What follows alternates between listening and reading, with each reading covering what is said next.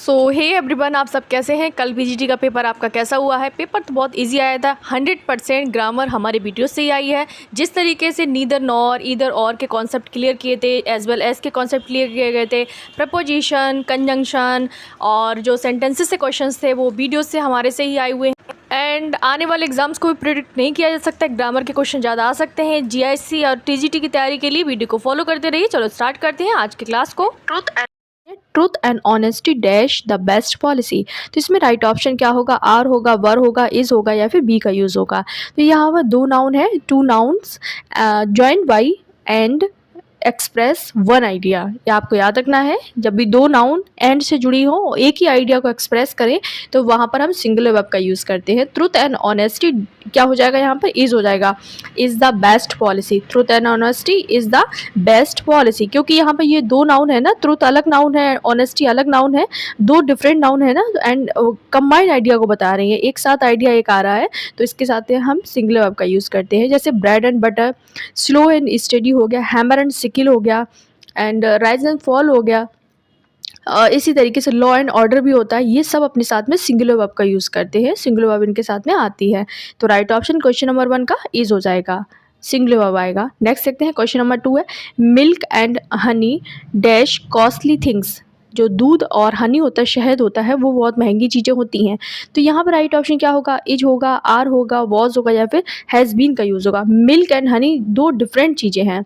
क्या है? दो अलग अलग सब्सटेंस हैं, तो इनको हम अलग अलग काउंट करेंगे। जब अलग अलग काउंट करेंगे तो ये दो नाउन हो जाएंगे, और दो नाउन के साथ में हम प्लूरल वर्ब का यूज़ करेंगे, यानी आर हो जाएगा। टू डिफरेंट थिंग्स है ना, इसलिए हमने प्लूरल वर्ब का यूज़ किया है।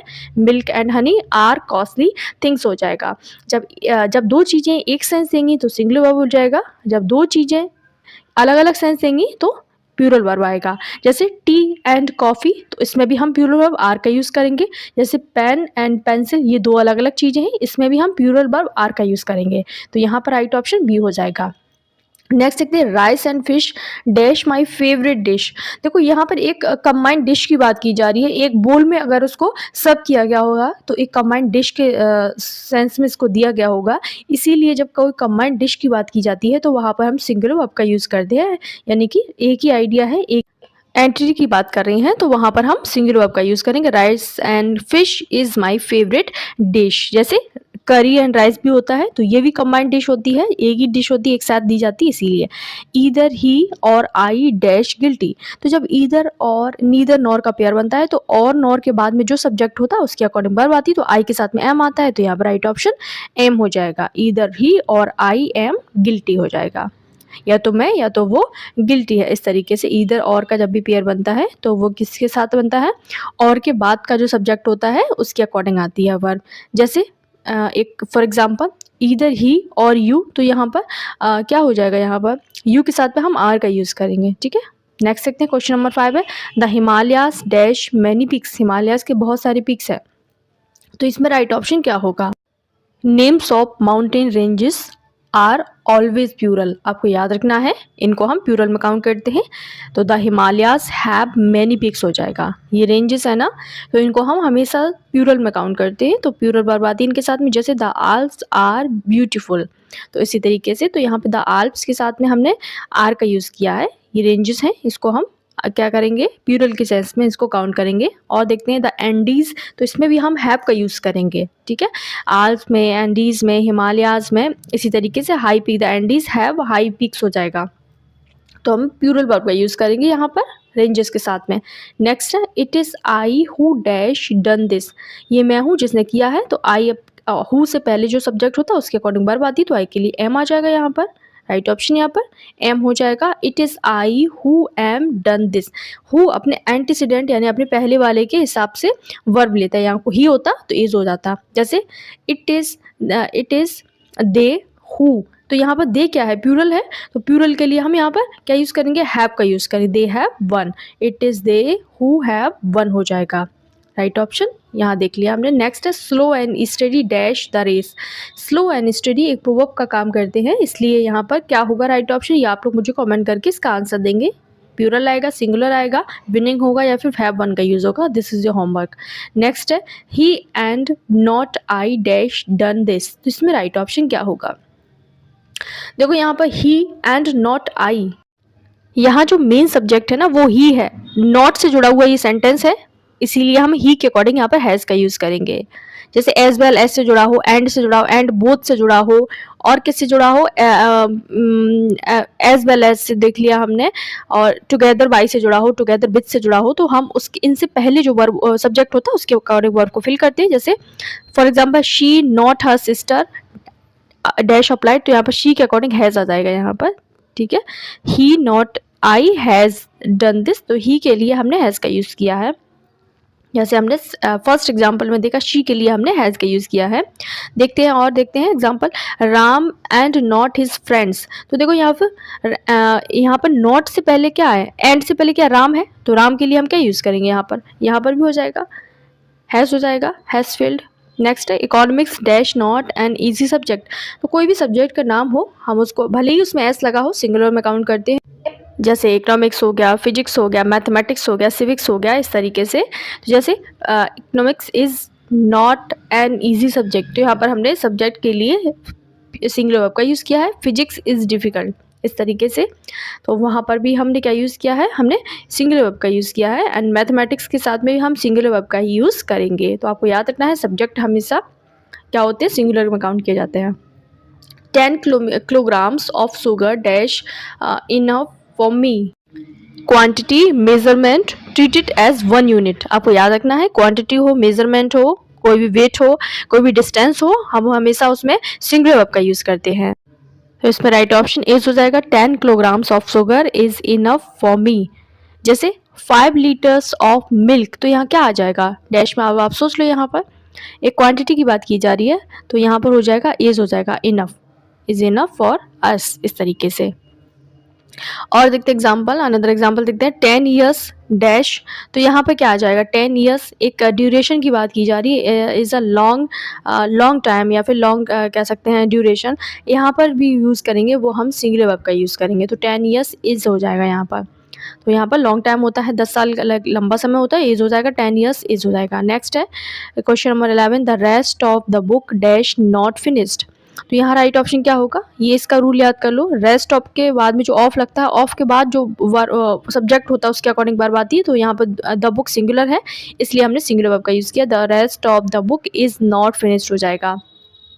और एग्जाम्पल से समझते हैं, the rest of the students. यहाँ पे देखो रेस्ट ऑफ द के बाद में स्टूडेंट्स लगा है, जो कि प्लूरल है, तो हम क्या यूज़ करेंगे यहाँ पर, तो the rest of the students are absent हो जाएगा।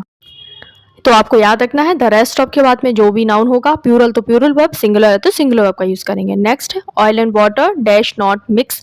तो ऑयल एंड वाटर दो अलग अलग सब्सटेंस है, इनको एक साथ नहीं किया जा सकता है, तो ये अलग अलग हो गए, तो हम प्लूरल वर्ब का यूज करेंगे। इसमें टू डिफरेंट आइडियाज है, टू डिफरेंट सब्सटेंस हो, तो हम प्लूरल वर्ब का यूज करते हैं। जैसे fire and water do not agree, तो इस तरीके से आग और पानी एक साथ कभी नहीं रह सकते हैं, तो यही इसका सेंस निकलता है, तो हम प्लूरल में इसको यूज़ करते हैं। डस सिंगुलर है, डू प्लूरल है। नेक्स्ट है Gulliver travels dash a famous satire. तो गुलिवर ट्रेवल जोनाथन स्विफ्ट का लिखा हुआ एक वर्क है। तो ये क्या है, एक वर्क की बात हो रही है, जैसे कोई भी बुक का नाम हो, कोई भी नॉवेल्स का नाम हो, कोई भी प्लेस का नाम हो, और क्या हो, किसी भी न्यूज़पेपर का नाम हो, किसी भी पोएम का नाम हो, हमेशा हम उसके साथ में क्या यूज़ करेंगे, किसी भी नाम की बात कर रहे हैं, बहुत सारी पोएम नहीं, एक की बात कर रही हूँ मैं, तो सिंगुलर वर्ब का यूज़ करते हैं। राइट ऑप्शन इज हो जाएगा यहाँ पर, Gulliver travels is a famous satire हो जाएगा। नेक्स्ट है all the furniture dash costly. तो फर्नीचर क्या है, अनकाउंटेबल नाउन है, अनकाउंटेबल नाउन के साथ में हम सिंगुलर वर्ब का यूज़ करते हैं। तो राइट ऑप्शन क्या हो जाएगा यहाँ पर, अनकाउंटेबल नाउन के साथ में हम क्या यूज़ करेंगे, हम सिंगुलर वर्ब का यूज़ करेंगे। इज हो जाएगा all the furniture is costly हो जाएगा, all the furniture is costly हो जाएगा।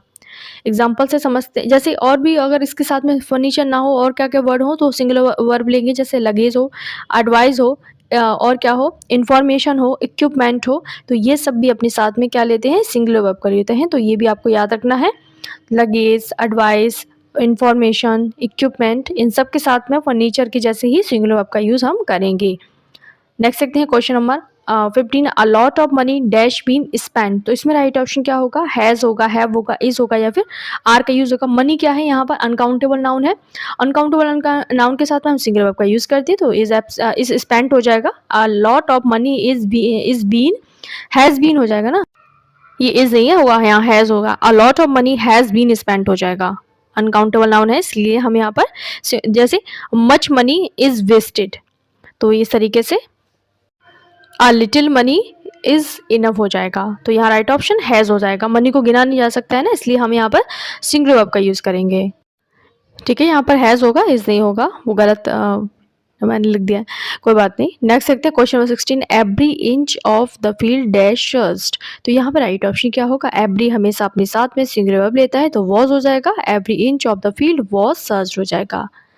नेक्स्ट देखते हैं क्वेश्चन नंबर 17 है, rain dash from the sky. एक तो यूनिवर्सल ट्रुथ है ये, एंड रेन के साथ में हम क्या यूज़ करेंगे, रेन क्या है, सिंगुलर अनकाउंटेबल नाउन है, उसको हम किस में यूज़ करेंगे, इसको हम इसके साथ में हम सिंगुलर वर्ब का यूज़ करेंगे, तो फॉल्स हो जाएगा, rain falls from the sky. वैसे भी बारिश आसमान से ही गिरती है, तो वैसे भी क्या हो गया, ये यूनिवर्सल ट्रुथ है जो कि सिंपल प्रेजेंट में बनेगा, इसके साथ में फॉल्स आएगा, जैसे स्नो फॉल्स होती है, डस्ट सेटल्स होती है, तो ये राइट ऑप्शन यहाँ पर हो जाएगा, फॉल्स हो जाएगा, rain falls from the sky हो जाएगा। नेक्स्ट है the sun dash in the west. तो सन क्या है, सिंगुलर नाउन है, उसके साथ में हम सिंगुलर वर्ब का यूज़ करेंगे, सेट्स हो जाएगा, the sun sets in the वेस्ट हो जाएगा। ठीक है, क्या हो जाएगा, द सन सेट्स SETS होगा, SESTS नहीं होगा, SETS sets in the west हो जाएगा। Each day and each are dash its duty. तो ईच ईदर इन सब के साथ में हम क्या यूज़ करते हैं, हम सिंगुलर का यूज़ करते हैं, ब्रिंग्स हो जाएगा। नेक्स्ट है लास्ट क्वेश्चन है, more than one pen dash available there. तो देखो मोर देन के बाद में हम सिंगुलर वर्ब का यूज़ करते हैं, सिंगुलर नाउन और सिंगुलर वर्ब का यूज़ करते हैं। वैसे सेंस तो ये मोर देन वन देखने में लगता है कि प्लूरल देता है, बट नहीं, हम यहाँ पर सिंगुलर वर्ब का ही यूज़ करते हैं।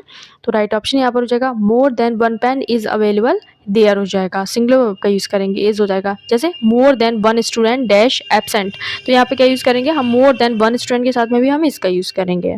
ठीक है, तो हमने आज के क्वेश्चंस देख लिए हैं, इसमें एक आपका होमवर्क है, ऐसे वीडियो आपको मिलते ही रहेंगे। लाइक से सब्सक्राइब करना एंड हाँ नोटिफिकेशन कॉल पे सेट कर लेना। मिलता है अगली वीडियो में, तब तक के लिए बाय बाय।